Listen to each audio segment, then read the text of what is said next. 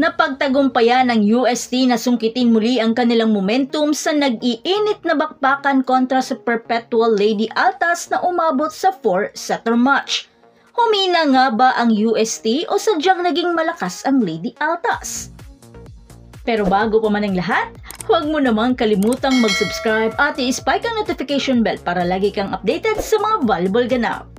Pinatunayan ng player of the game ang rookie na si Angeline Poyos na nakapagtala ng 20 points including 16 attacks para tulungan ang University of Santo Tomas sa score na 25-12, 21-25, 25-15 at 25-21 kontra sa University of Perpetual Health System Delta sa pagbubukas ng 2023 Shaky Super League Collegiate Preseason Championship Season 2 kahapon sa Phil Oil Center.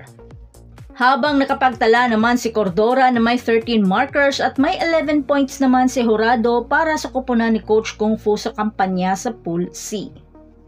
At dahil sa all-to-play rule, mukhang hindi pa nakapag-adjust ang second stringer ni Coach Kung Fu kaya tuluyang nasungkit at naitabla ng Lady Altas ang pangalawang set. Pero muli namang nakabangon ang UST sa third set sa likod ni Jurado, Cordora at Jonah Perdito hanggang sa matapos nila ang laro sa fourth set.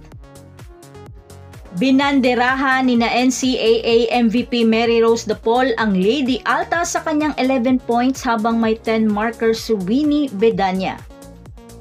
Muli namang sasalang sa aksyon ang UST sa susunod na Lunes katapat ang Letran.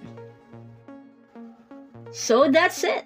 Thanks for supporting this channel and please don't forget to like and subscribe and spike the notification bell para lagi kang updated sa mga volleyball ganap. And thanks for watching.